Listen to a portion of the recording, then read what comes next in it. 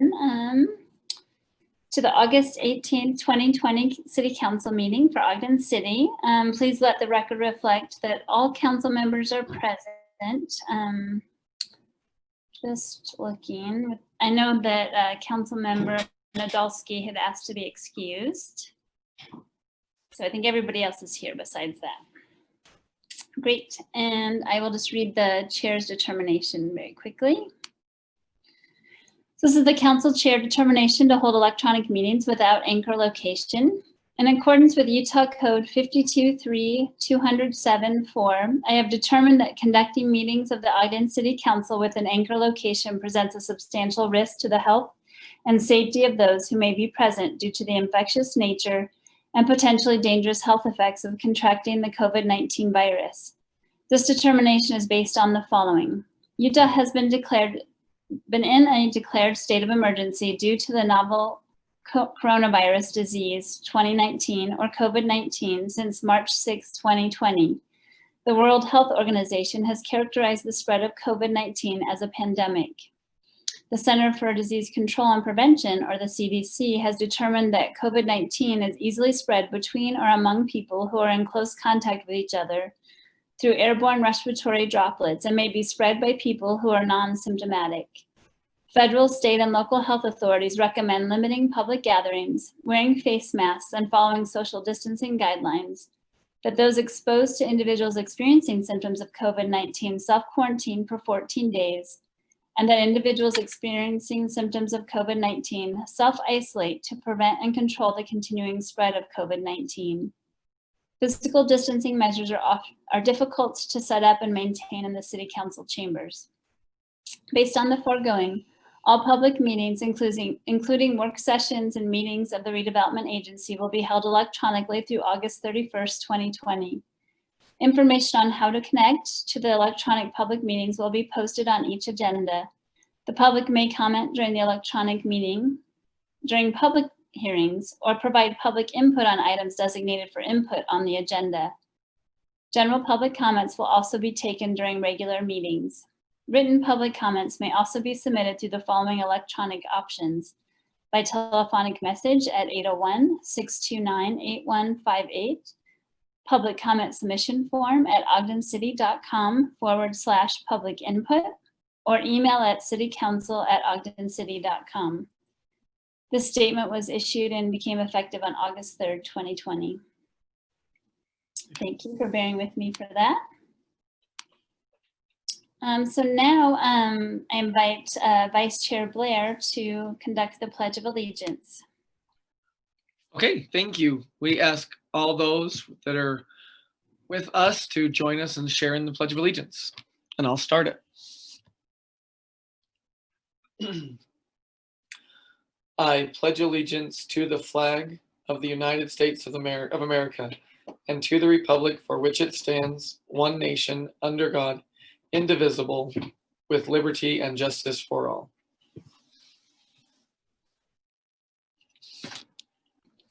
Thank you. And now please join me in a moment of silence.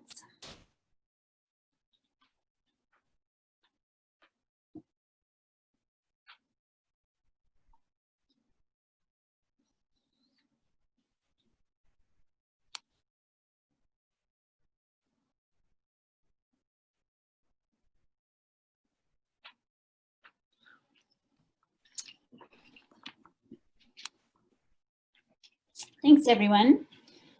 So now I'm really excited to invite Councilmember White to read the Women's Equality Day proclamation and to welcome Terry McCullough from the League of Women Voters to accept.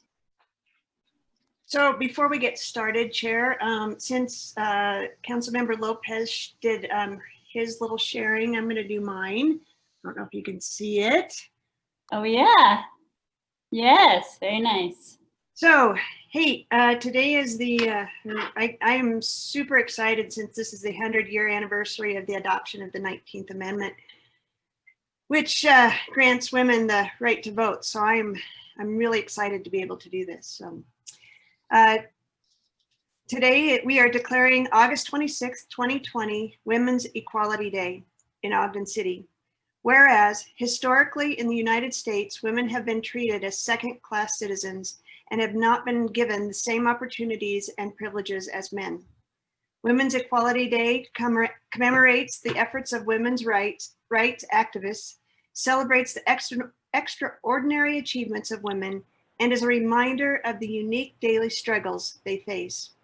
And whereas designated by Congress in 1971 and celebrated annually on August 26th, Women's Equality Day honors women and their continuing efforts towards equality. It celebrates the hard-fought victory of women's suffrage movement and the immense impact it has had across the United States and in our community. And whereas Women's Equality Day commemorates the anniversary of the adoption of the 19th Amendment to the U.S. Constitution, passed by Congress on June 4th, 1919, and ratified 100 years ago on August 18th, 1920, and the 19th Amendment granted women's constitutional right to vote. The 19th Amendment empowered women to have their voices heard and was a major victory in the women's rights movement. This milestone came after decades of fighting and protests for suffrage. And whereas, despite the progress we have made, the fight to advance women's equality continues today. The wage gap between men and women continues to have long-term economic impacts, and gender-based discrimination still impacts workplaces. As a community, we must continue the ongoing fight for equality. And whereas for generations, women have played a crucial role in American politics and have shaped the development of Ogden City, we honor and celebrate the contributions and achievements of great women of Ogden City and their importance to our democracy. Now, therefore, the Ogden City Council and Mayor Michael P. Caldwell hereby proclaim August 26, 2020, Women's Equality Day in Ogden City. We express our sincere appreciation for the great women of our community and their engagement and contribution to Ogden's political spectrum. We recognize the efforts of the League of the Women Voters and all others within our community who celebrate women and promote equality in our society. And Chair, I'd like to declare this day and pass and adopt this proclamation. Second. So we have no, yeah, that's okay. Thank you. So we have a motion by Councilmember White and a second by Vice Chair Blair to adopt this proclamation. All in favor? Aye. Aye. Any opposed? Thank you. That's good. Thanks again so much. And Terry, Oh, there she is. I'm here.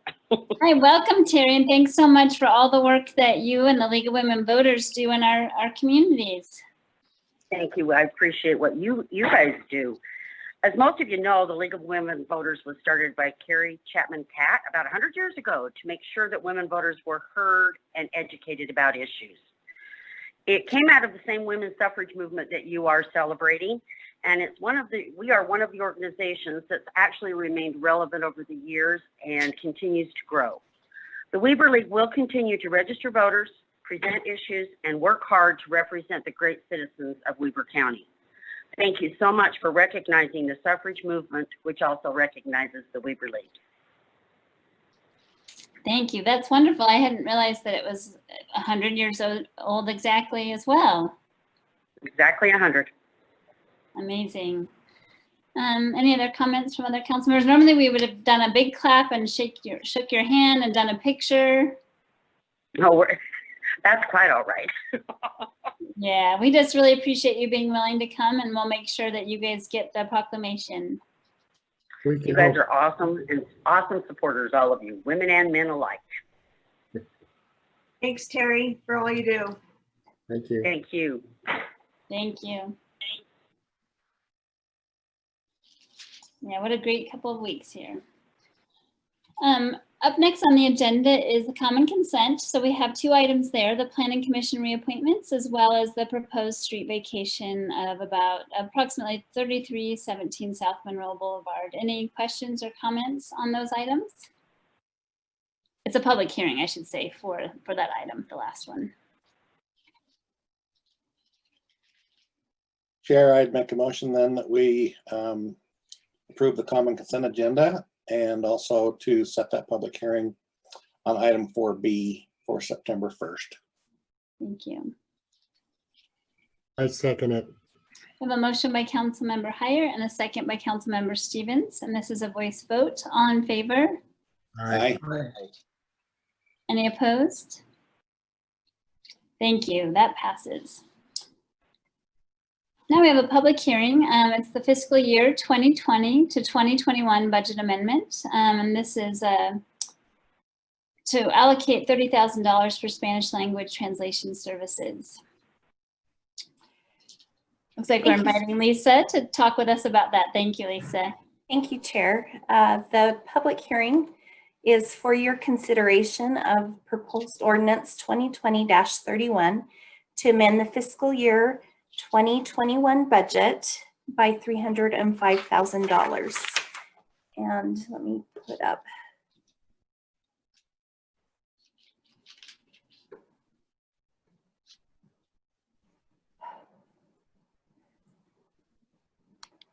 Okay, the proposed ordinance for $305,000 is to carry forward money left over from fiscal year, a budget left over from fiscal year 20 to fiscal year 21. In fiscal year 20, the City Council set aside $528,925 for strategic plan projects.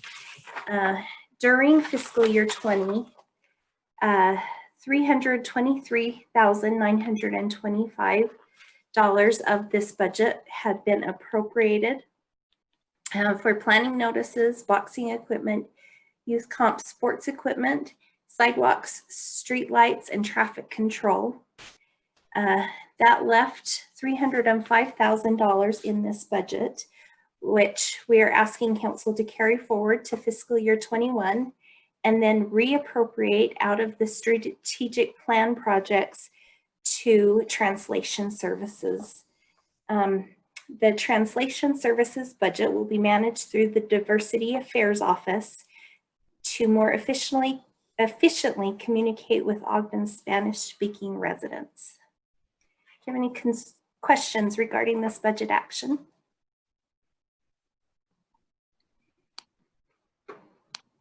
Well, I don't have any questions, Lisa, but I do want to just send my appreciation to the Diversity Commission for helping us to, kind of research and think about how we might best do the translation services. And so we tried to follow their recommendations and do it in this way. So I really appreciate that. Any other questions from council members?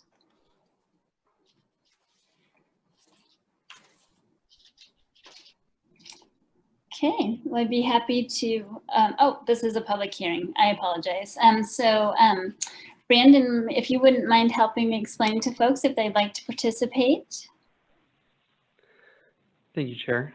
Yes, for those of you who are joining us using the Zoom app, you can participate in this public hearing by using the raise hand feature found in the bottom of your screen. Just click on that and you will be added to the queue and you will be allotted 3 minutes to address the council about this issue.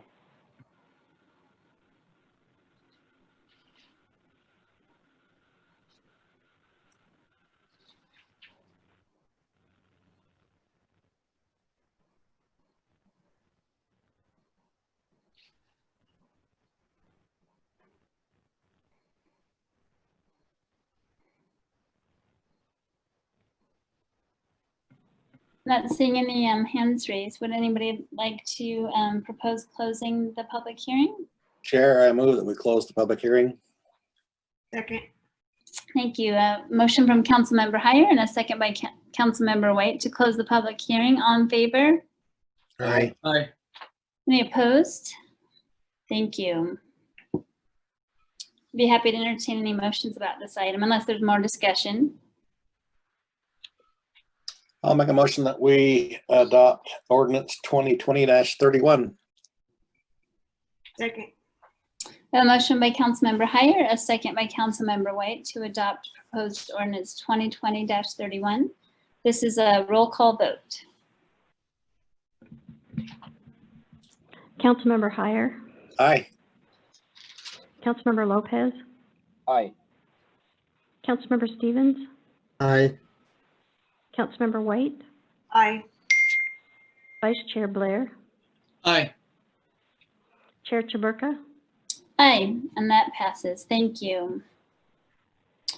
Now I'm inviting Greg Montgomery, Planning Manager, to talk with us a little bit about reports from the Planning Commission. The first item is proposed text amendments for accessory apartments in the Central Business District, or zone.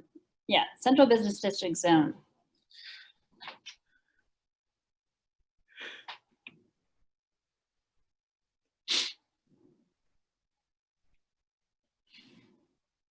I'm getting there, sorry. No worries.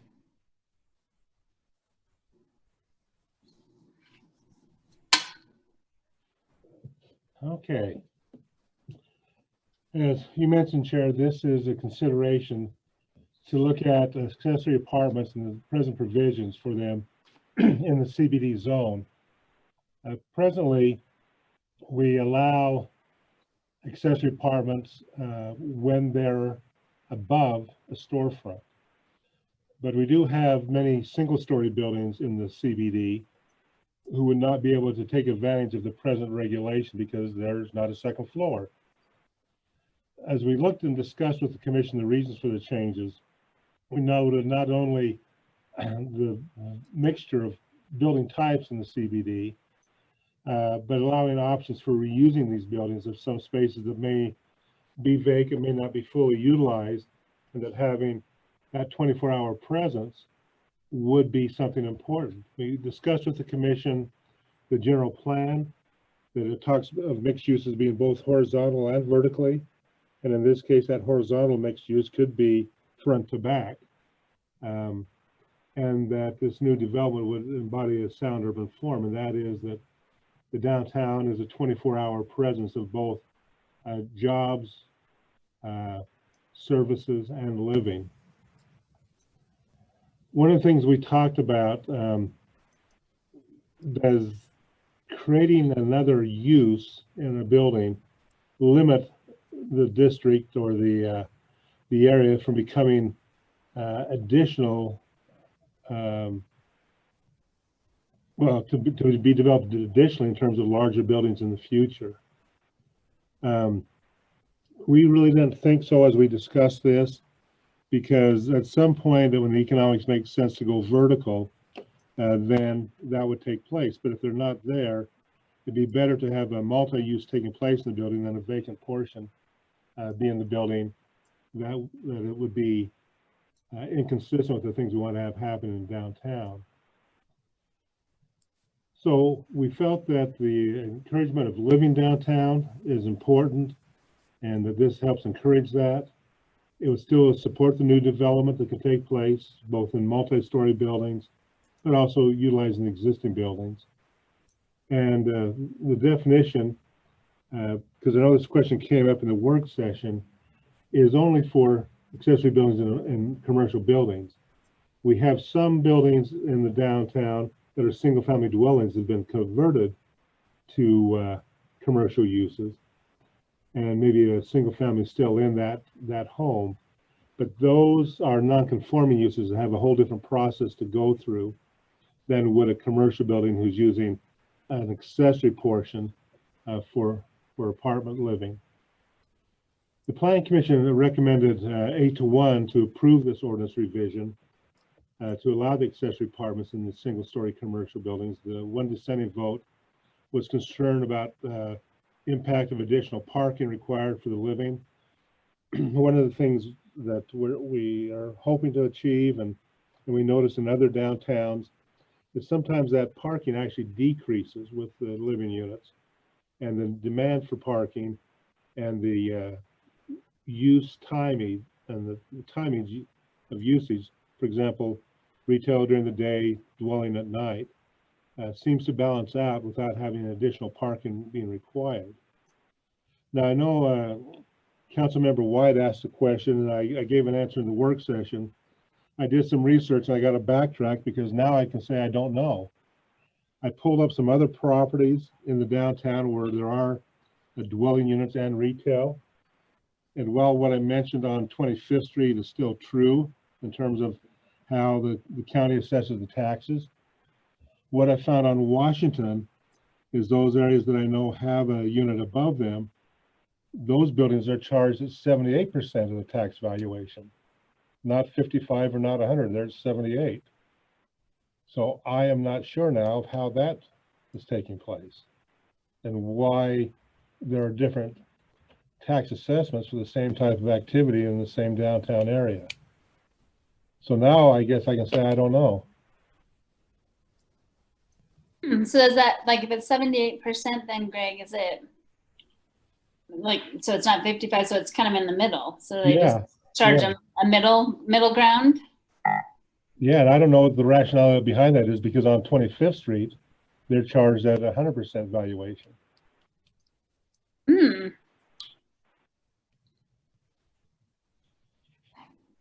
And then That is those that a are, problem.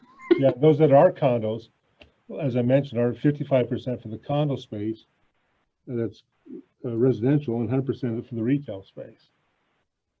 Hmm. So I've found we got 3 different tax structures.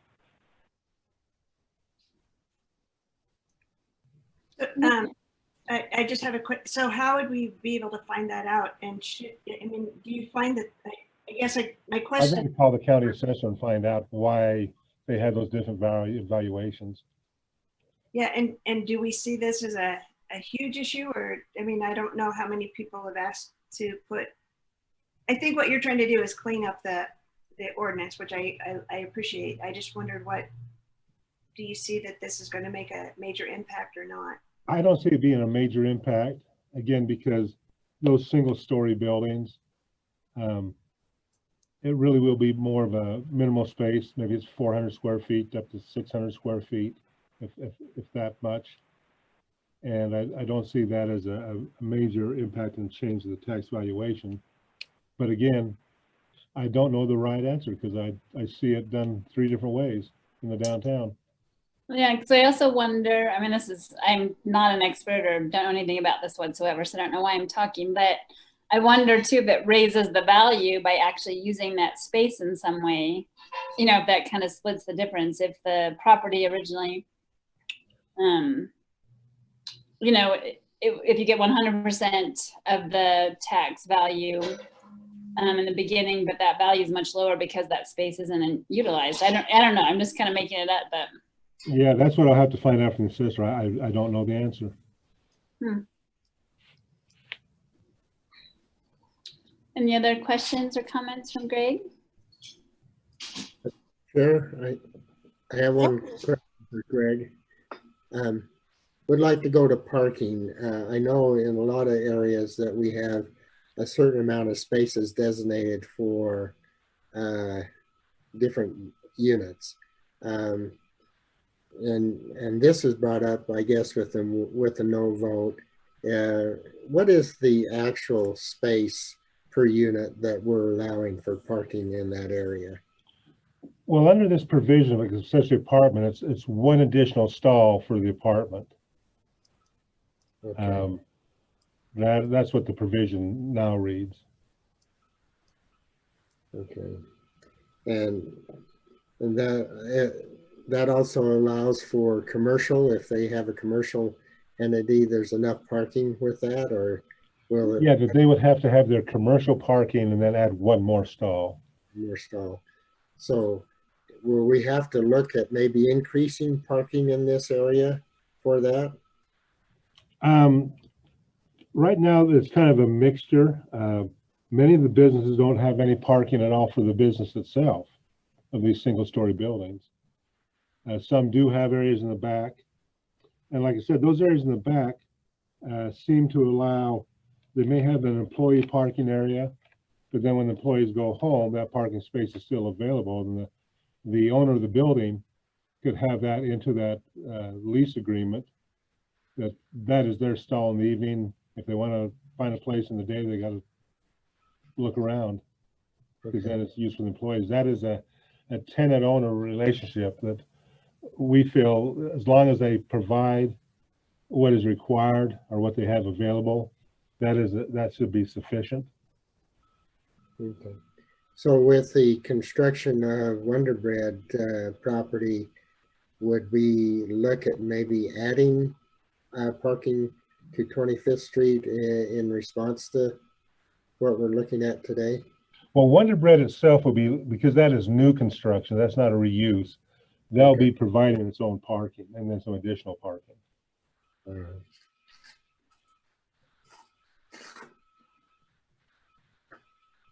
Any other questions?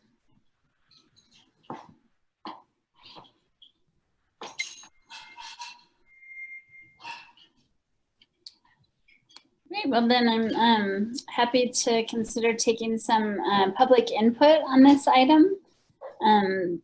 Brandon, would you mind explaining to folks how they might participate? Not at all. Again, those of you who are joining us via Zoom are able to participate in the this public input period. You can do so by using the raise hand feature found at the bottom of your app, and that will put you in the queue. And we would ask that you limit your comments to 3 minutes. And again, this is on the current topic at hand. So with that, we will start with Angel Castillo. The time is yours. Please limit your comments to 3 minutes and state your name for the record.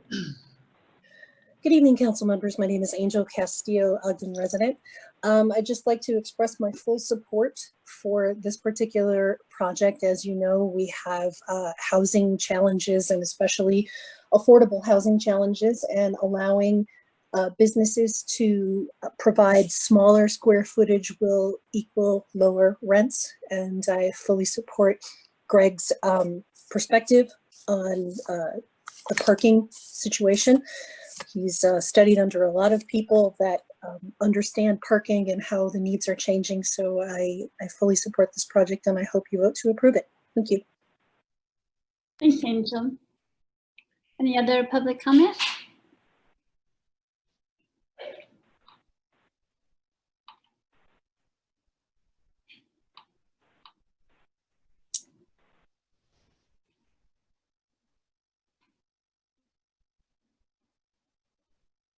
There are seeing no movement. I suggest that we close the public hearing. Sure, is this an actual public hearing? I guess that's my question. I apologize. I'm always looking at these. Is it? It's not a public hearing. You don't need to close Yeah, it. it's input, but I do appreciate that, Councilmember White, because sometimes I need that. Yeah, close it. No, just- Yeah, thank you. Yeah, I don't see any other hands, so we'll go ahead and close the public input. And now I'd be happy to entertain any motions.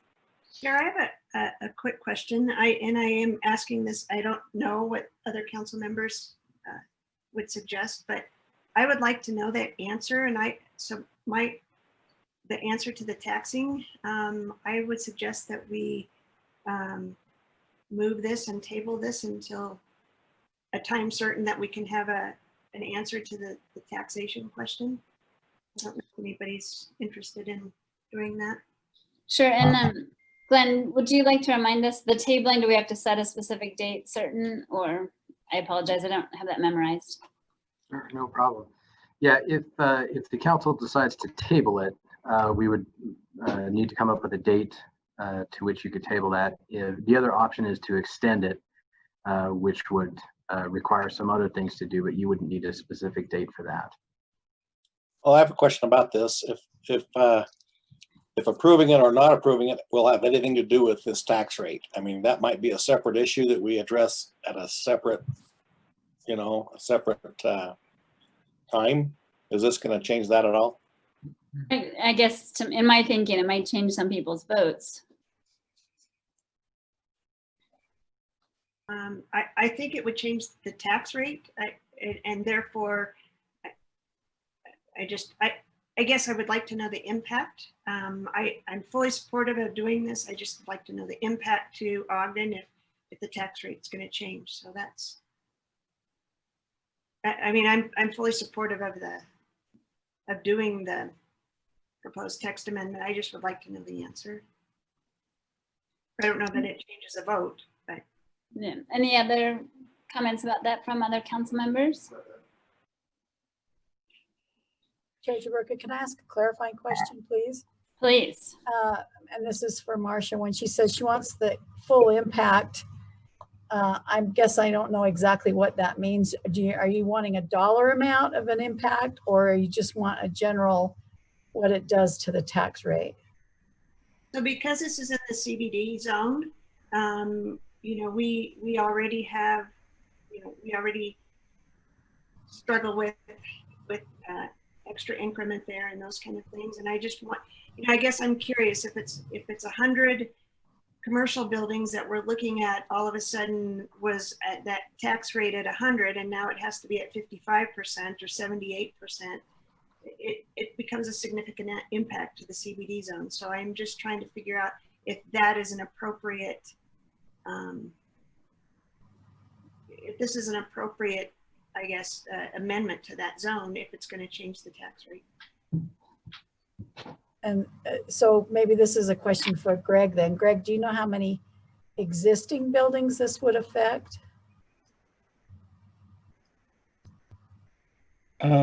I don't. We'd have to do a count of the single story versus the 2-story and get that number.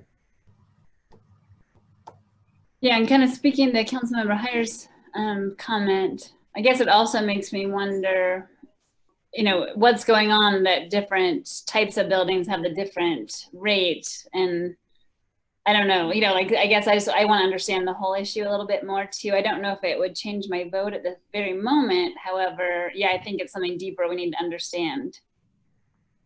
And I would agree with you, Chair Jaburka. I don't, it seems weird that some are taxed one way and some are taxed other ways. And I don't know if that opens it up to interpretation, or I don't know. Yeah. Just so I understand, that is the county that's setting those tax rates, and we could inquire of them what their formula is and what their policy is. I'm struggling whether it would affect my vote. I don't think it would at this point, but I do think we got to drill down on that and find out what the deal is. I don't know what we can do to change that, but we certainly ought to understand it. Yeah, it seems like it almost incentivizes someone to add, if you have a single story building anyway, you know, if it's going to go down, it might incentivize that. I don't know, but maybe we want to incentivize it. I don't know. Any other thoughts from other council members? I'll just say I tend to agree with Councilman Heyer.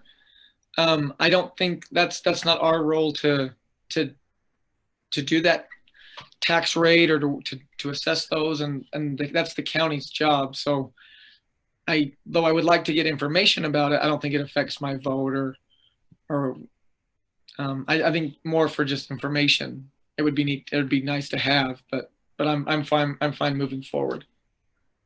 But my point is if it's 100 buildings, I don't even know how many it is, but if it's 100 buildings and we're getting a commercial rate right now at 100%, the tax rate, and if we put a residential accessory, then we only get paid, you know, then it drops to 55% or 70 whatever percent.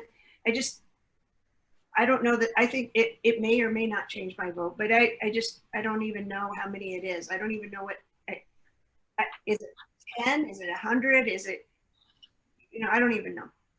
I guess that's I'm just throwing that out there. I'd like to make the motion to table it, at least until we have some more answers to the. Sounds like a motion, and I will second that motion. I think that's probably worthy of getting that information before we take the vote. Did you want to determine a date? Oh, sorry, go ahead, Glenn. Yeah, that's kind of where I was going. If I could get some clarification on what you're requesting, that would determine how quickly we could get it back on an agenda. If it's just calling the assessor to find out how it's going to be taxed, I think that could be turned around fairly quickly, probably next week. If you are requesting some additional information, number of buildings affected, things like that, that might take some extra time. So the question is whether we want to extend it, so then we don't have to set a specific date, or table it and pick a date that we'd like to table it to. Or you can table it just out several weeks, and that would give time, and then we wouldn't have to deal with the extending. Are we waiting on a developer or someone that is questioning whether they want to change their building, or is this just a change to the ordinance?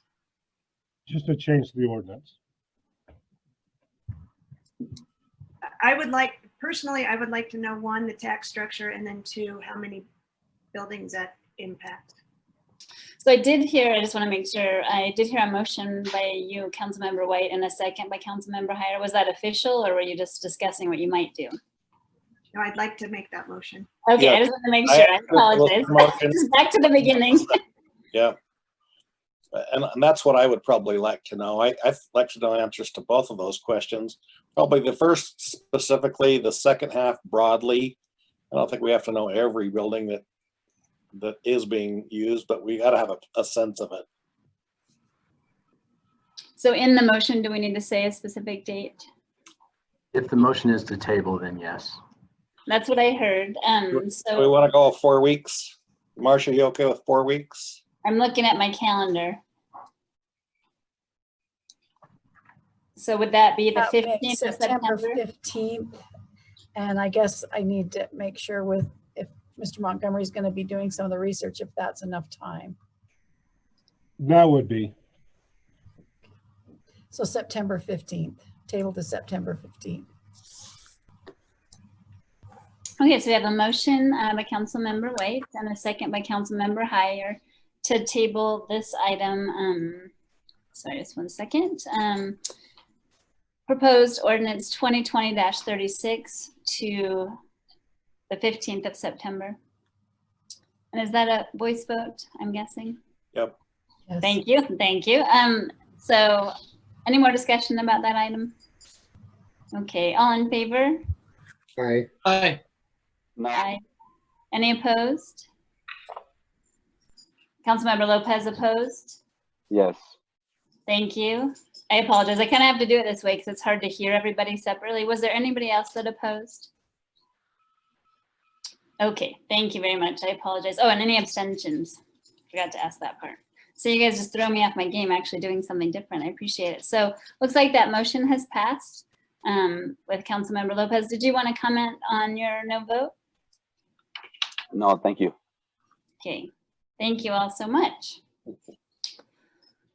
Great. So the next item, also Greg Montgomery, who also we invite, we have the petitioner Sean Strong that's available too for any questions. And this is about the petition 2019-18. Welcome, Greg. Welcome. So this is a request to amend the development agreement. And just for a background, development agreements are required when a zone is given a conditional overlay status. And back a few years ago, the property at the corner of 2nd Street and Wall Avenue was rezoned to R3 conditional overlay. As you see on this map, the location of that property. It did have a development agreement that then went with it. And over time, that development agreement has, well, the project has changed hands. And the present owner desires to move forward with that development agreement, but requires the amendment to look at a couple of things. One is, of course, the change of the developer's name. Very straightforward, simple thing, that the person who was originally involved with it is no longer involved. The new company, Park Ridge Incorporated, would be the new developer. Second would be a requirement of goes in the development agreement of 3 trees per unit to 2 trees per unit. This meaning 60 trees would be added to the property rather than 90. You would ask that we have some information from the urban forester, and I think that has been provided to you. He went out, looked at the site, and concurred that reducing the number of trees from 3 to 2 would be a much healthier situation, both for the trees and also for the amenities and the infrastructure of the site. That given its design, the tightness of the site, 60 trees would be much more doable than 90 trees. And then the third revision is that since this has been going on, the time frame has been ticking on the original development agreement. And so even though he's not been able to start, the completion dates are almost there. And so this will be changing those completion dates of what has to be done to complete the 30-unit development. Again, here's the site plan, and the urban forester are talking about the reduction of the trees to 62 per unit. And then the planning commission voted 5-2 to approve the development agreement. One no vote was because they did not agree in reducing the tree numbers. And the other no vote was because they were not in favor of rezoning the property to begin with and felt the project was still not appropriate for the area.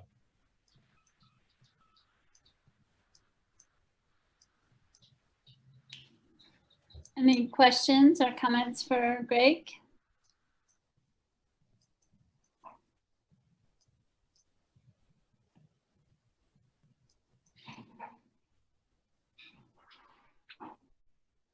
So then I'd like to invite Sean Strong, the petitioner, if he would like to make any comments.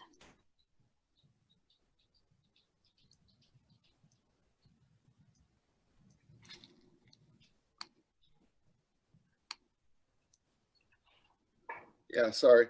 Yeah, I just met with Damien out on the site, and he just concurred that probably the reduction of the trees would be better just for the infrastructure. And once again, just to reiterate, he did look at all the trees on site, and he thought none of them were worth saving. They're just in pretty bad shape. I can't remember the name he called them. I think they were Russian junipers or something like that. But I have corresponded with him a couple times over the site and the different layout. So. Thank you. Any questions from council members? One question that I read on my email is that some of the citizens are concerned about the traffic on 2nd Street, whether this would be a problem for 2nd Street to handle the amount of traffic that would be generated there. So I guess in response to that, this consideration is not dealing with any of those items. This is only amending the development agreement. The approval of the rezoning to R3 and the existing development agreement set the traffic patterns and standards, and so there's not any consideration of any revisions to what has already been approved.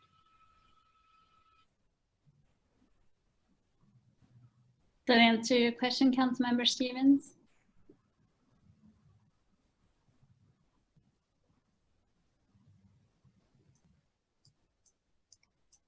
He might have frozen up a little bit, or maybe I froze up. No, everybody else is moving. It's you, you're okay. It's him. He's froze. Oh, well, wait Maybe a he fossilized there. I don't know. moment. Any other questions while we wait to see if he's able to connect? I have a quick question, Chair. Please. So I'm just curious. I don't even know how to ask this question so that it sounds logic, but I feel like there are too many apartments and condos being built in the city, and I understand that we need that for the growth that we're experiencing. But I know that when we talked about housing in the past, I know that we also need access to homes that are priced right for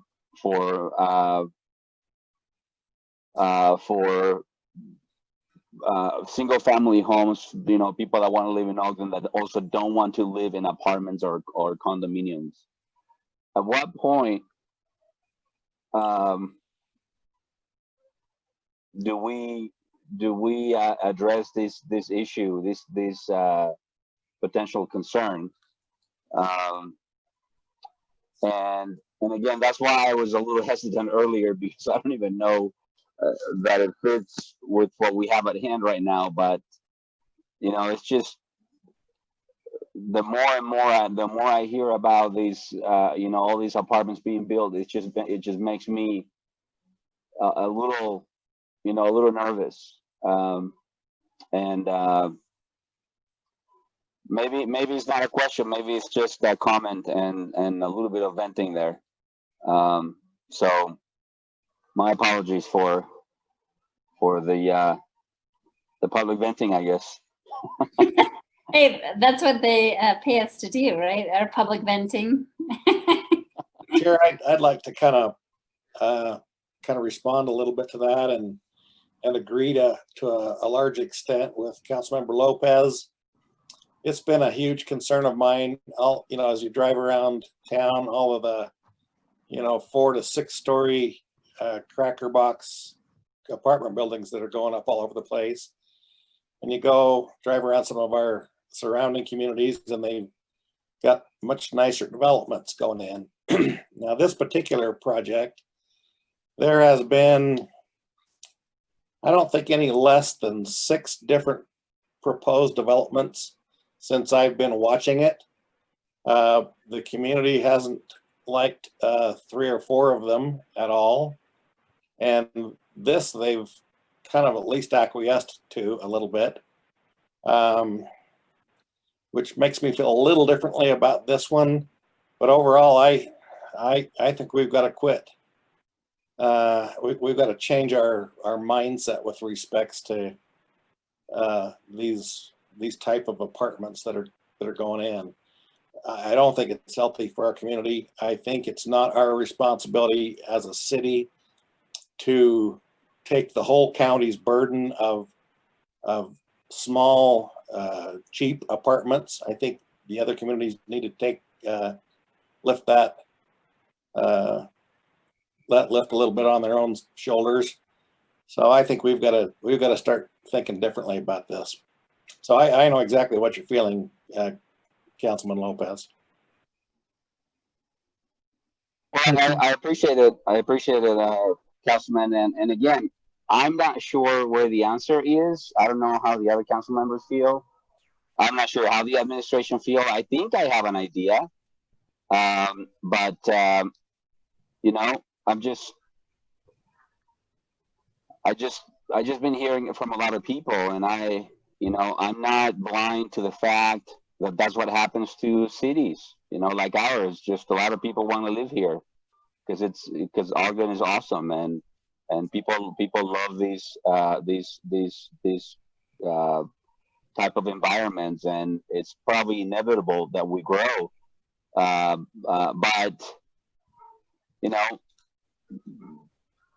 I think there are some conversations happening. I've heard through the grapevine that there are some conversations happening in the administration about these very topic, and maybe the administration has a comment about these. I don't know, but Oh, sorry, I didn't mean to cut you off. I guess. No, go ahead. Yeah, my comment is just that I don't know if it applies to this particular item, although I appreciate the conversation coming up as we had already, kind of discussed the zoning for this particular corner. I think that it definitely deserves a longer conversation because I'm hearing some things that are very concerning to me that makes it sound like renters equal bad community. And I don't agree with that in any way. I also think that there's folks in our community that need all different kinds of living situations. I do think we need some certain kinds of design standards, et cetera, but I'm not gonna equate people that live in apartments with something negative because I don't believe it's negative. So that's just my comment, but I do think it definitely deserves a broader conversation. I think that some of the things that we have coming up, I would question whether they're affordable in a certain degree, or even if the apartments are necessarily affordable. So when you say there's really nice developments happening in other communities, I spent a good amount of the morning driving through our neighboring cities, and one problem I see with them is that they all look exactly the same. So you drive through one, it looks exactly the same as the next one, and that's why we love Ogden, is because it doesn't have that same kind of vibe. It looks different in many different ways. So definitely, probably for another conversation, another time. Any other comments about this particular item? Well, Chair, I brought that same question up about a month ago. I guess when we were looking at this and others, I've noticed throughout the city, we have a unit on 12th Street, right over there behind Arby's, and we have one on 7th Street, right up from Wall Avenue. We have one going in right now, being built on 12th Street, about mid-block, right across from a housing area across the street from 12th Street. And I was concerned that we were using a lot of our land that could be used better in our housing mechanism. And Greg mentioned at that time that the administration was concerned that our commercial areas, business areas, was being utilized for apartments and development. And so they put a moratorium. But I think with you, Chair, that we need to have a discussion on this, of what kind of standards we want to look forward to in going forward. We need to develop housing that will attract families and individuals to actually live here in Ogden and reside here in Ogden. And sometimes these apartments, they're there maybe 3 or 4 years and they're gone. So I think it's a healthy discussion to look at the many apartments that are going in the Ogden area. Chair, and if I may add just quickly to what Councilmember Stevens just said, the reason why I brought this up, and I think the reason why they're bringing this up as well, even though it's not directly connected to this particular vote, it's indirectly connected, and it's making me uneasy about how I'm going to vote on this item because of these concerns that I have, and because and because I wonder if that's a way to bring this up and elevate it to a point where we have more focus, in-depth discussions about these concerns that we have. Otherwise, I don't know when we'll get to have them. And I personally agree with you 100%. I am not saying in any way that renting is something negative by any means. It's related to other concerns that are much broader than that. Yeah. And I think we can ask Janine about, we are talking about setting up a strategy session for the council like we've had in the past. Those work sessions that are a little bit longer, more like strategy work sessions. This might be a good item for that discussion. I can put that on the list. But Doug's right. There is an item moving through the process that, there is a pending ordinance in place and it's in this exactly to sort of slow down or halt some of the development in the commercial zones where the property could be better used. And I don't know if Glenn has any more information than that, but that's coming to you, in the next few weeks. But we can still have this discussion of land use if that's what you'd like in your strategy session. Are you talking about what the Planning Commission is reviewing in their work session tomorrow, Janine? I'm not positive, but I think so. That's correct. Yeah. Okay. I was it perked my ears up when I saw that on the agenda. I'm going to be listening in on that one too. Did you have anything additionally to say to that, Glenn? I don't know if you were trying to say something before.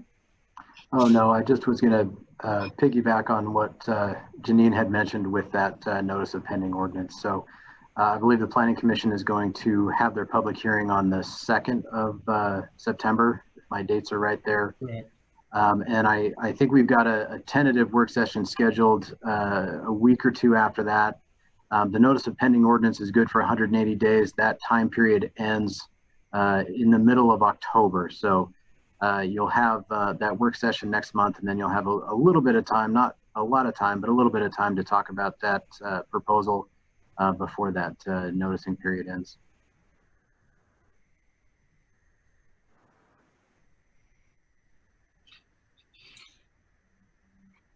Does You that wanna- sound? oh, You go ready ahead. for a motion to give it a try? I think Sure, we and need yeah, just public so input. everybody feels like we can definitely have this longer conversation at another date. Chair Chaburka, there's public input on this item. Oh, yes, sorry. Great. I don't know if there's anybody new. I apologize. I haven't been paying attention, Brandon. If you think there's anybody new, would you mind explaining how they might participate? I don't think there are, but I will anyway. Yeah, if you're joining us via Zoom, you can participate in. It's not a public hearing. You can give public input to the council on this item by using the raise hand feature found at the bottom of your screen.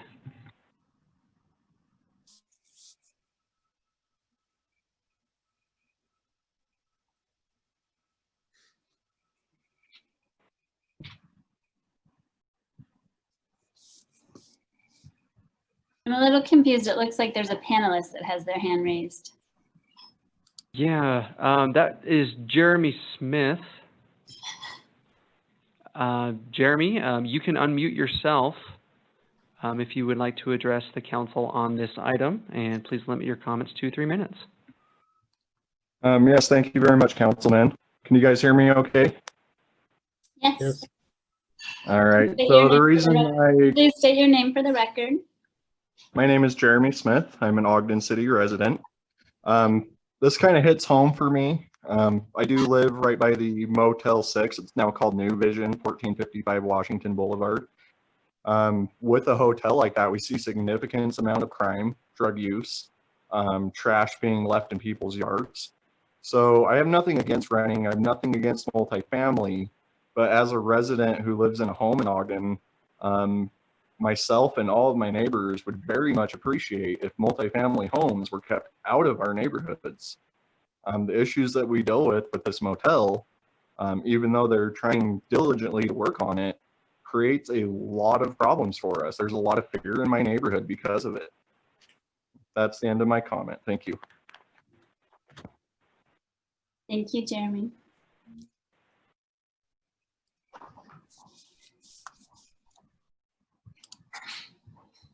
Angel Castillo, the time is yours. Please limit your comments to 3 minutes and state your name for the record.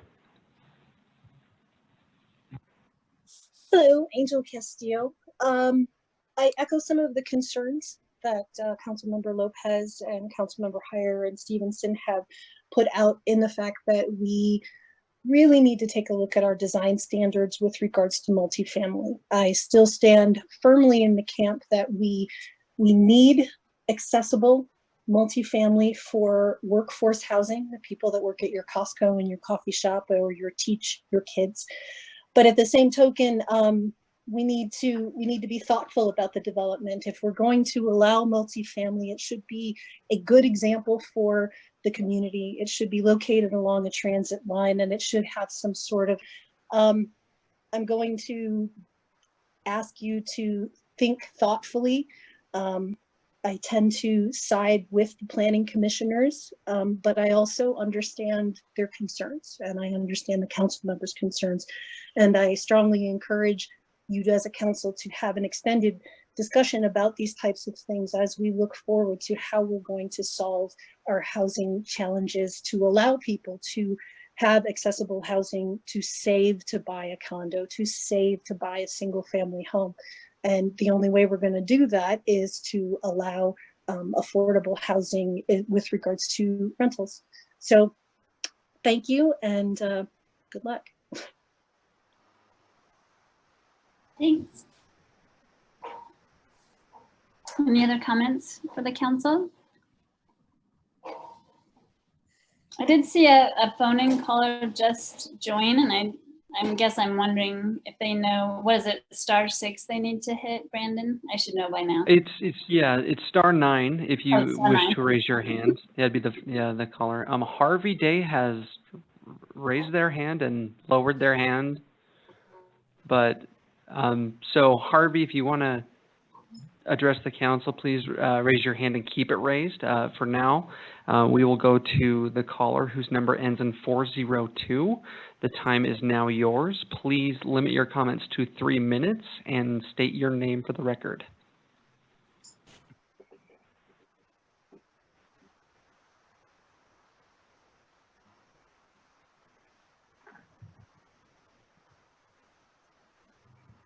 I think to unmute, it might be *6 because I'm on a lot of these meetings.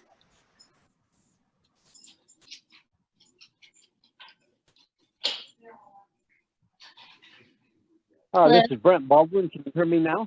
Yes, we can. Oh, okay. I'm sorry for being late, but anyway, I was just concerned, and I don't know if this is part of the procedure. I have the property to the west of it, about 5.5 acres there. I live there. And I was concerned about the right-of-way road because it would be my only way into my property, and I'm just highly concerned about that. Sure. Any other questions? Then we can ask how that works out. If you have any other comments or questions before we ask, go ahead and use your time. Well, I was concerned also about the street parking, whether we would have signs up that would not allow street parking, because it's hard enough to get out of the driveway the way it is already right now. And I just can't imagine having 2 visitor parkings behind a garage, because I don't know. I've sit and pondered that for a long time, and I know that people are going to end up parking on the road because it's just what's going to happen. It's limited to 2 visitor parking places per unit. People have parties. It'll hit the road. I'm just concerned about that also. So I guess that's all I have. I didn't want to take much time, but they were my concerns. And do you mind just repeating your name? I didn't completely hear it, and I'm not sure if the recorders did. Okay, it's Brent Baldwin. Baldwin. And Okay, I live thank at you. 150 West Rear, 2nd Street. Great. So we'll see if we can answer some of your questions. Thank you. You bet.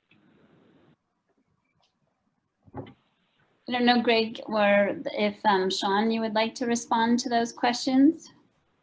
Well, I could respond. What Mr. Baldwin was talking about was a discussion early on when the rezoning is taking place.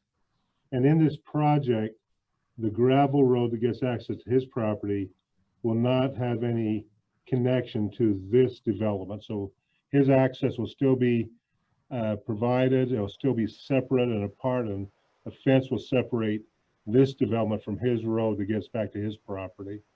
So that's the first part. The second part deals with the parking. That was one of the issues that was talked about early on with this rezoning and development agreement. And the parking is being provided with the 2 parking stalls in the garage for each unit, and then the driveway being wide enough for another 2 cars to be able to park in that area. It's true there would be possible for street parking because the street is a public area that anyone can park in as long as it's clear from the intersection or driveways. Those will have to be noted as far as where that can park, because you can't interfere with access in and out of driveways and the visibility of the driveways. But the streets will have enough shoulder room that someone could park on the street and go into the development with those limitations of location of driveway and location of corner and turning movements.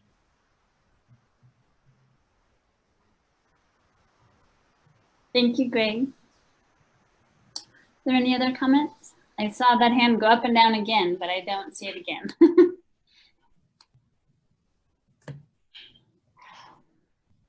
Okay, so now maybe we'll move on. Chair, could I ask Greg one more question? Please. It kind of weighs on me. Does the development agreement list how these need to be platted? In other words, are they condominiumized so that they can be owned individually? Or are they owned by the building? Or does the development agreement speak to that at all? Oh, let me quickly take a look.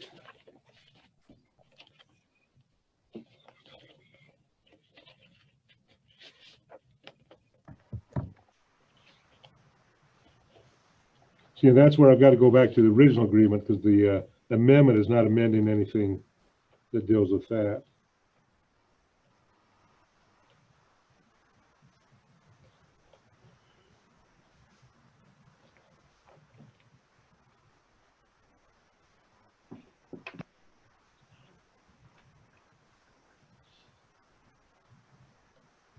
Sorry to drop that on you.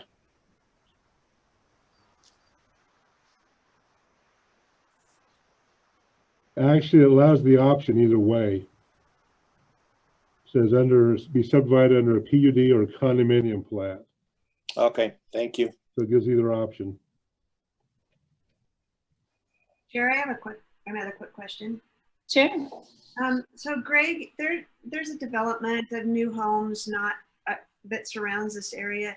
What is the ordinance for trees in those developments?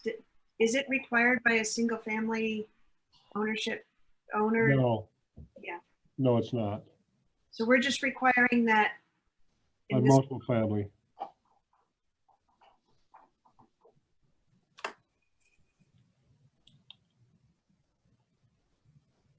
Any other questions?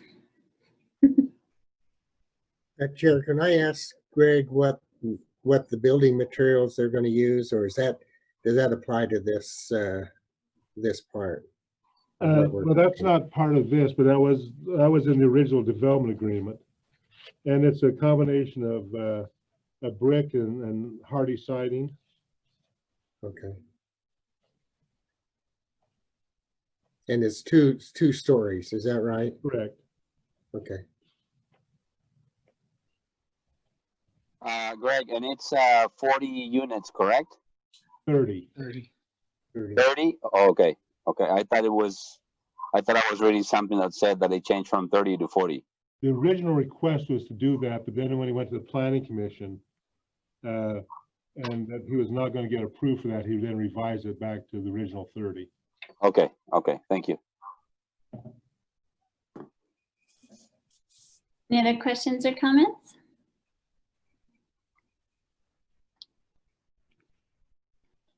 Okay. So be happy to entertain any motions about this item.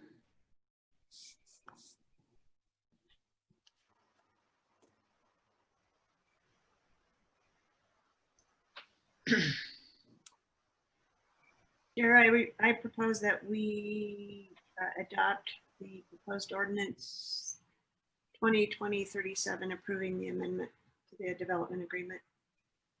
Second. So a motion by Councilmember White, a second by Vice Chair Blair to approve proposed ordinance 2020-37.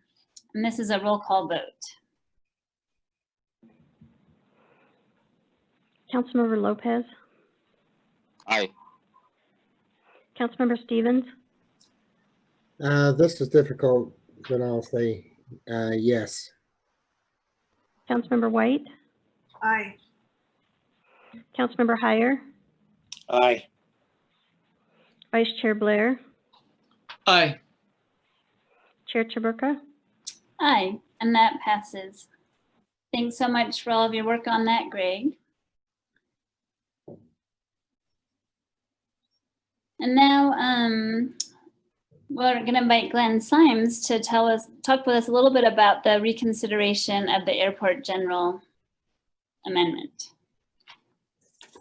That was fast. Your presentation was up. He was ready.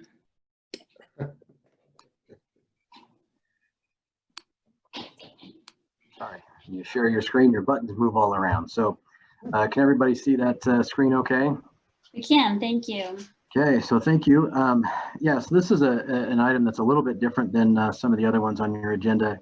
This is a reconsideration of an ordinance that you had actually adopted a month or so ago.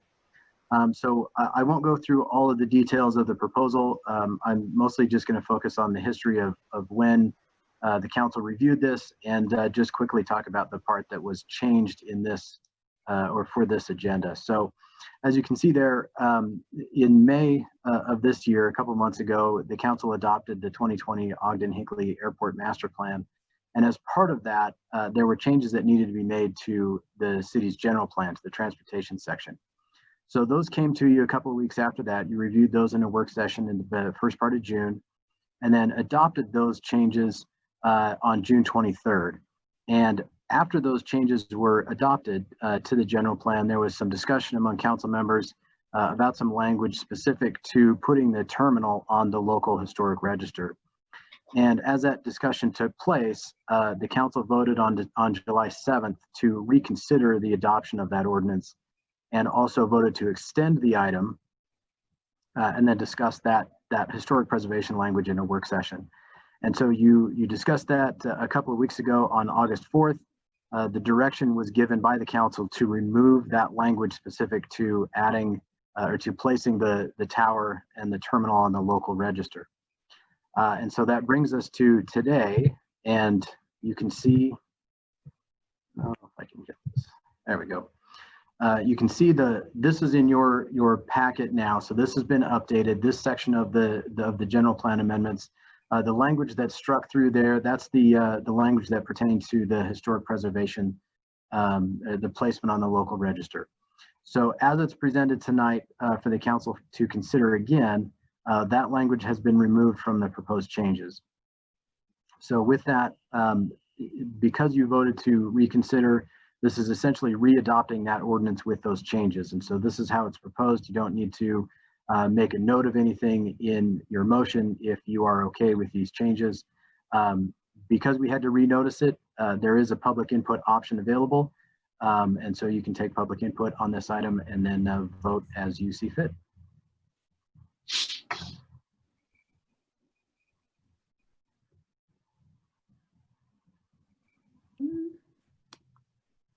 Hi, everybody. Sorry, I'm having a little trouble with my mouse. Are there any questions or comments for Glenn before we have public comment? And I'm not sure if Greg had anything to say about it too. No, I did not. Thanks, Greg. Okay, I don't see anybody. So this is an opportunity if anybody would like to give any public input about this item. Some of the names may have shifted. Brandon, would you mind giving instruction? Not at all. Thank you, Chair. Those of you joining us via Zoom, you can participate and provide public input to the City Council on this item by using the raise hand feature found within Zoom, which is a button found at the bottom of your screen. If you press that button, it'll put you at the top of the queue, and you will be able to address the council for 3 minutes. Thank you.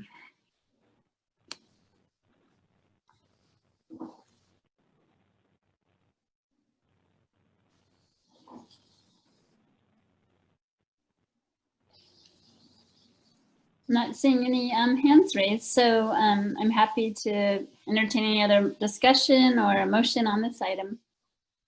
Chair, I'll make a motion that we adopt ordinance 2020-26. I second it. Ooh. So I have a motion by Councilmember Heyer, and I think that was a second by Councilmember Stevens to adopt proposed ordinance 2020-27. And this is also a roll call vote. I think it was 26. Oh, sorry, did I say 20? Sorry, 26. Can't read. Thank you. Councilmember Stevens, Aye. Councilmember White, Aye. Councilmember Heyer, Aye. Councilmember Lopez, Aye. Vice Chair Blair, Aye. Chair Chaburka. Hi, and that passes. Thanks, everyone. So now it's time for public comment on any topic. And I don't think we need to repeat the directions since I think they're all the same people. Thanks so much for your help, Brandon. My pleasure. So feel free to raise your hand if you'd like to make any public comment about any topic. Definitely state your name for the record and keep your comments to 3 minutes, please.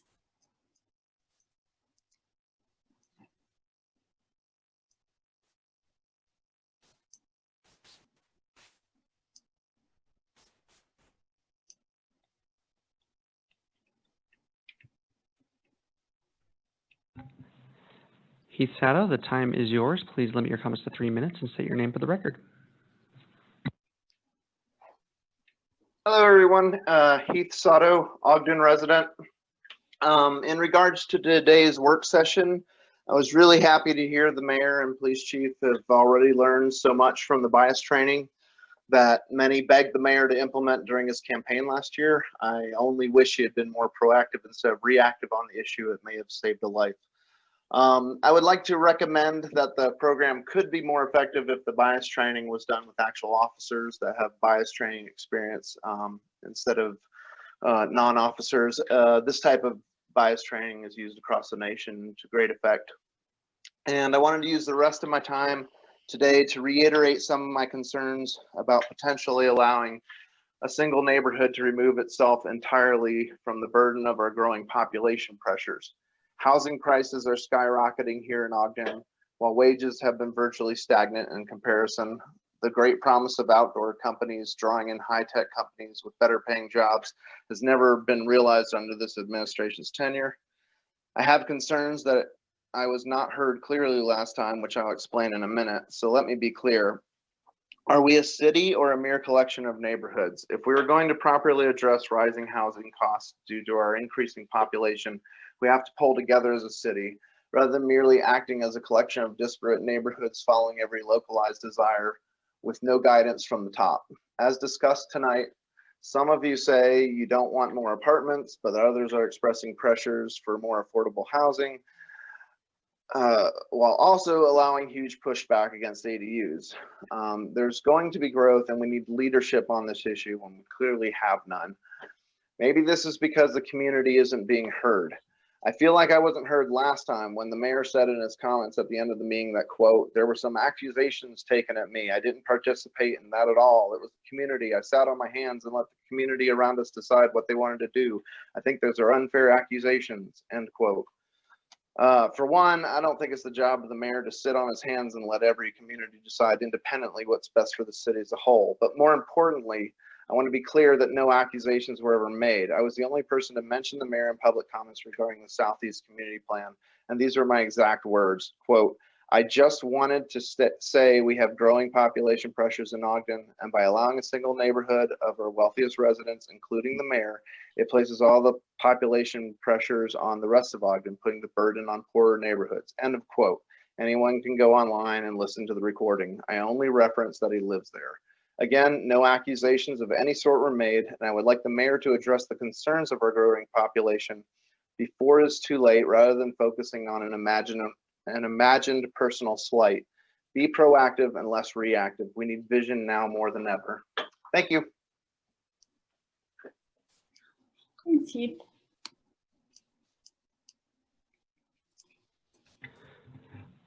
Amy Wicks, the time is now yours. Please limit your comments to 3 minutes and state your name for the record.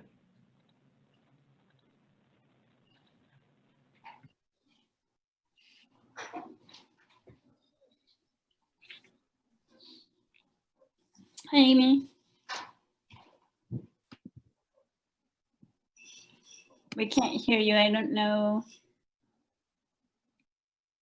On the Zoom, it looks like you're unmuted.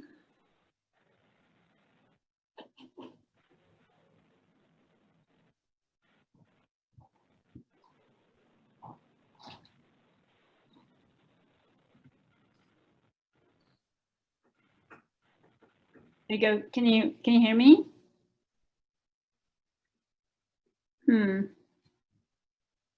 We'll see if we just lost her.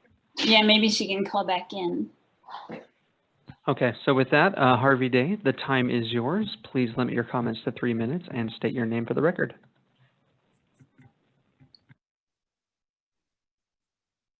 Oh, sorry about that. I was not expecting it to happen so soon. I am Harvey Day, longtime Ogden resident. So I have one question and then some comments about today's work session.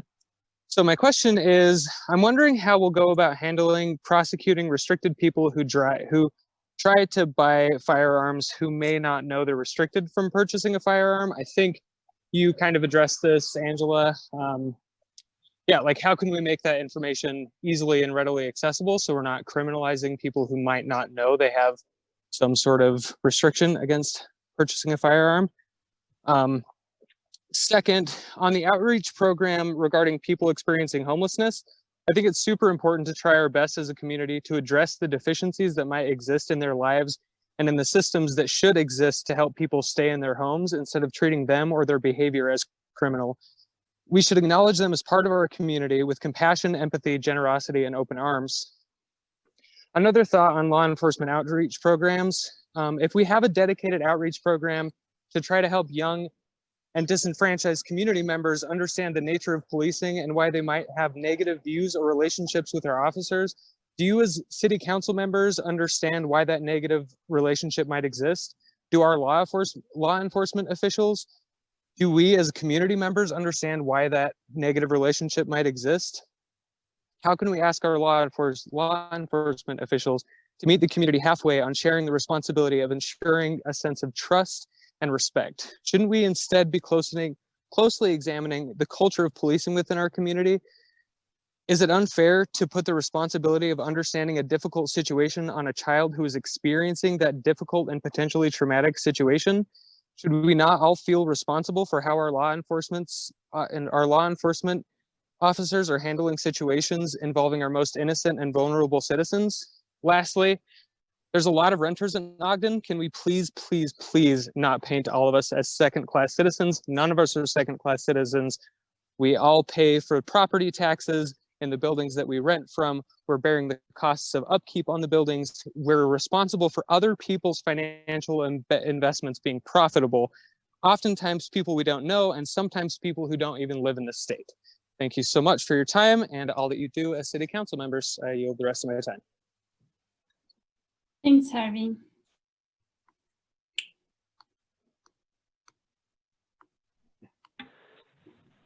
Okay, Amy Wicks, let's give this another shot. The floor is yours. Please limit your comments to 3 minutes and state your name for the record. Thank you this is Amy Wicks, Ogden City resident. Thank you for that second chance. I had a technology failure. Don't worry about it. I'm contacting you again, reminding you that we still don't have a recycling program, that people still have blue bins, that they are diligently taking out to the curb. Some people still thinking that things are being recycled when it's being taken to the landfill. Last week, I mentioned that there were several pages on our city website that had not been corrected, that still led people to believe that we were recycling. The mayor offered a rebuttal indicating that that had been fixed. Actually, it had not. There was a brief mention of it in a kind of news flash section of the website. It's not Google indexed. It's not where people would look for recycling information. I sent an email to all of you, council members and the mayor, with the specific links, asking that to be fixed, and crickets. I've heard crickets, nothing. It looks like somebody's taken the effort to fix that, but there are still some pages on the city website that may be linked from other pages. I'm not gonna look into that. I don't have time for that, but you may want to have somebody, one of your multiple communications people, look and make sure that there are no errors on the website still indicating that Ogden City is recycling. That PDF that has recyclable materials still is up on the city website and is still searchable. So you may want to fix that. I also want to comment, as other people have, regarding renters. Renters are not bad. There are a lot of renters in our community. We want quality rentals for them. for us to think that we're going to get a bunch of new single family homes is absurd. Those new single family home developments that you're seeing are going into what were once empty fields. And it's short-sighted for you to not look to the future with the projected population growth. You know, I don't know where you think the growth is going to come if we don't have some higher density. And those can be, you know, condominiums, apartments, you know, things that people can own or rent. But, you know, the single family home on a quarter-acre lot is not our future. And it's not something that's an option for us. We're pretty much built out. So I would like you to take that into consideration and maybe have some sort of strategy session discussing what you think our community could look like in the future. Thanks. Thanks, Amy.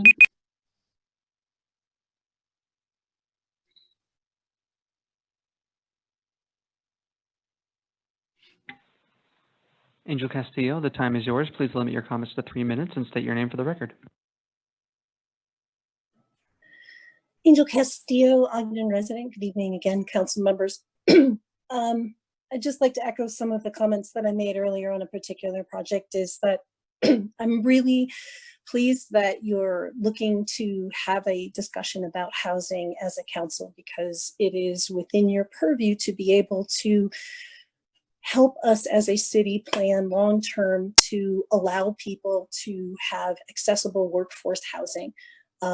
And when I say accessible workforce housing, I'm talking about teachers. I'm talking about first-year nurses. I'm talking about grad students. I'm talking about adjunct professors at Weber, basically people who are making less than $50,000 a year.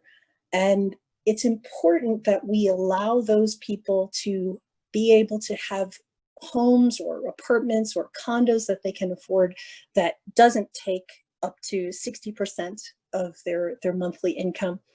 I know we want those people. I know I want those people. I want people who come out of Weber to be able to stay here. I want people's children to be able to stay here once they graduate and they have student loan debt. And I totally hear some of the other council members' concerns about shoddy looking apartment buildings. I am 100% on board with the fact that we need to tighten up our design standards, and we need to make sure that if we're going to have multifamily housing, that it's quality multifamily housing that is environmentally sound, that uses good development practices for green buildings and located along transit lines so that people have access to that and don't have to be in their cars. And people that we have the ability to keep our seniors in their homes. They have to be able to move into different housing if they're aging out of a 2-story big empty house. Where are they going to go? We need to make sure that we have that answered with appropriately designed and placed multifamily units, accessory dwelling buildings. Maybe look at the exploration of tiny homes. We need to be talking about this now before we can't make any movement. And I really appreciate that the council is willing to sit down and have that discussion. And I look forward to hearing that. Thank you so much. Thanks. Any other comments?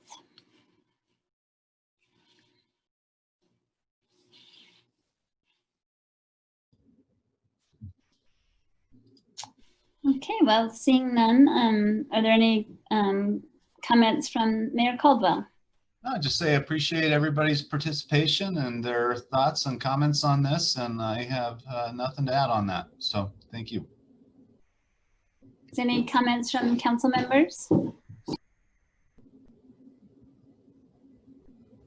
Here, I have a couple of comments. You know, we spent, I don't even know how many hours talking and learning about housing, and I am really excited to continue that conversation. I think one of the things that's really frustrating to me is that we all talk about growth, we all talk about needing more, but we don't know what that more is. We don't know what that, and I think Councilmember Lopez, you know, what is more? What is, Do we need more, 40% AMI, 60% AMI, 80% AMI? Do we need more missing middle, housing, those kind of things? And I think, so if we're going to do a strategic planning session, I think this is a prime opportunity to talk about what is the answer to more. Most of you know that I'm really data driven. And I think if we had that answer and if we knew that goal, when this kind of development comes up and they say that we're going to do 30 units versus 40 units, what does that make a dent? Does it make a dent that we're going to put, residential behind commercial buildings? We need to figure out what that more is. And I sometimes I get really frustrated because we hear the word, we just need more, we need more, we're going to have growth, we need more. What is that more, and where are those at? And I think if we knew that, and I'm glad we're going to try to get that, those answers, and maybe through a strategic plan. But we spent many hours discussing the data behind the housing. Now we need to move on the second side of it. So I just get really frustrated sometimes because it's easy to use the words, we need more, we need this, we need ADUs, we need that. We don't know how many we need. We don't know what that means. We don't know if that makes a dent or not. And I get really frustrated sometimes. So you're hearing my frustration. So I appreciate that we're going to have a Yeah, I hear what you're saying, Councilmember White. And I guess to me too, I feel like when we did all those hours of work, I did feel like we got mixed messages a little bit. And I wonder how we can bring that all together, because I do feel like there's differing opinions from different stakeholders about what those numbers are, It seems like it to me. Chair, yeah, I'd love to kick in now. Those hours and hours that we spent on those housing discussions, I was a little disheartened in some of the public comments tonight that I don't vilify, and nor do I see them as second-class citizens, renters. I mean, I spent the first several years of my married life as a renter. However, it's got to be acknowledged that renters are different than homeowners. Homeowners kind of care if the paint on their house is painted, but renters, it's not their job to know. There's just some differences, and you do have to have a mix. My concern about the homes that are being built now, or the apartments that are being built, is that as soon as a couple moves in there and they have a child, they can't stay there anymore. They've got to move, and there's no place for them to move in Ogden. It's hard. I know this from my own children. When they have a couple of kids, they're gone. They aspire to live somewhere else because the housing stock is better there. Now, so that's what I echo a lot of what Marcia says. I think we do need to know what is it that we do need. But I also maintain that we are carrying a lot of the weight of affordable housing that should be distributed throughout the county, and it's just not. And so I think we've got to take this to a broader scale discussion. The legislature did a bill a couple of years ago that did put some pressure on communities to have an affordable housing component, and some of our neighboring communities are stepping up to the plate for that, and I just think we need to help them. We've been down the road a lot further than some of them have, and we need to help them to know to learn what we already know. But so those are the things that I think I wanted to say about this thing. I don't think renters are bad. I don't think that at all. In general, certainly some are, and some homeowners are. I don't think that just because they're renters they're bad. And I hope I didn't convey that in my thoughts. But anyway, that's what I have to say. Thank you. Thanks, Councilmember Heyer. I guess to me, I guess I would rebut that just a little bit and say then it sounds like a landlord problem to me. Well, it can be. I Yeah, think it can be. yeah, they're supposed to be keeping up I mean, they have renters and they're in charge of the property, right? That can be the problem, is if a landlord just kind of just owns the thing and is just trying to rake in the dough and doesn't care what's going on. That's a problem. That is I mean, ultimately, it's renter their problem, property. not the landlord problem. Right. Anyway, any other comments from council members? Chair, if I could take a few minutes. It's refreshing to know that we're going to talk about that. I think we've talked about it many, many times, but I think we really need to drill down and find out exactly what our housing situation is. And as been mentioned before, if we can get numbers and get projections and so forth, that would help us out. Our economic development department goes to great measures of trying to invite companies to here and to improve, bring businesses into the Ogden area.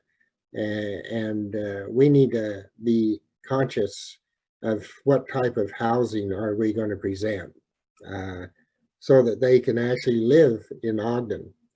If it's the type of housing that they cannot live in Ogden, they go someplace else. And someone says, well, they may come and buy things and purchase, visit our restaurants and that. But if they're residents, they have a more, a greater stake in how Ogden's going to look. And so it's refreshing to know that we're moving in that direction. I'm going to be discussing that. I hope that we can come out with some pretty solid information in that capacity. And I'm sure our council staff will have that type of viewpoint. Now, I've emailed and made suggestions, and I'll make another suggestion tonight, is that I would like to maybe develop a joint resolution between the council and administration on wearing masks. This is not a mandating a mask. This is just saying that we support the wearing of masks so that we can prevent the spread of this virus. And that is being proactive. That is being in the leadership role, and it's the right thing to do. And I would admonish us to maybe look at that and move forward in trying to develop that type of a resolution so that we can say, yes, we think it's a good idea to wear a mask, but it's not, we're not going to force you to wear a mask, but we think it's the right thing to do to wear the mask. Thank you. Thanks. Any other comments? I guess Vice Chair Blair or Councilmember Lopez, or if you have any comments. I'm fine. Thank you. Just double checking. Don't want anybody to feel left out. I would never feel left out. Great. Well, I guess the last comment I would just make is I do appreciate Amy following up on the recycling issue. I believe it's on the agenda to have it revisited in next council meeting. And I do appreciate knowing about the links that lead us to the places that aren't updated. I did notice that the main page was updated, which I really appreciate, because people do, when we start kind of, if they hear from a friend or something, oh, they're not recycling, they're going to go and look at our website to find out what's happening or what's up. So I do appreciate that. Not everybody is up to date on all the happenings in the recycling world. So I appreciate that update's going to happen next week. And I do apologize. I'll be calling in next week. I'll be on the road, and so Vice Chair Blair's offered to facilitate this meeting, so I really appreciate that. And with that, I'd be happy to consider any motions to adjourn. Motion to adjourn. Second. A motion to adjourn by Councilmember Heyer, a second by Councilmember Lopez. All in favor? Aye. Aye. Any opposed? Thank you all. Have a good evening. Stay safe. Thanks everybody for your participation.